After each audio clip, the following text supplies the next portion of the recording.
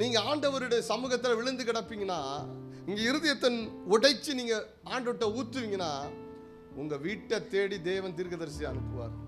உங்க வீட்டை தேடி தேவன் சாமாசி பண்ணுகிற தூதனை கர்த்தர் அனுப்புவார்.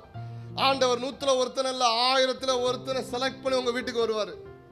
போறான் வருவானா உங்க வீட்டுக்குள்ள வந்தான்னு வச்சுக்கோங்க, உங்க வீடு 2000. உங்களை சீக்கிரமா எமர்ஜென்சி வார்டுக்குள்ள அனுப்பி வேற ஒரு அறைக்குள்ள உங்களை கொண்டு போய் படுக்க வச்சிருவாங்க.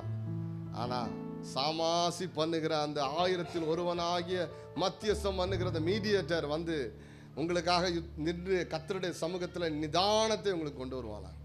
அப்படி கொண்டு வரும் பொழுது என்ன நடக்குமா, உங்க பிராணன் அழிவுக்கு தப்புவிக்கப்படும். கரங்களை உயர்த்தி அல்லேலூயா சொல்லுங்க. அல்லேலூயா, ஆமென். யோபுவினுடைய வாழ்க்கையில இதான் நடந்துச்சு. யோபுவினுடைய நண்பன் இதை யோபுக்கு விரோதமா இந்த வசனத்தை பயன்படுத்தினா கூட அதுலயும் ஒரு வெளிச்சம், அதுலயும் ஒரு ஞானத்தை கர்த்தர் நமக்கு போதிக்கும்படி வேதத்தில் எழுதியிருக்கிறார். கரங்களை உயர்த்தி அல்லேலூயா சொல்லுவோம்.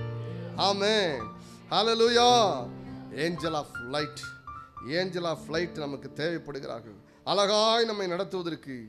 ஆமென். அவருடைய தலையிலே ஒரு தீபம் பிரகாசிக்கிறது.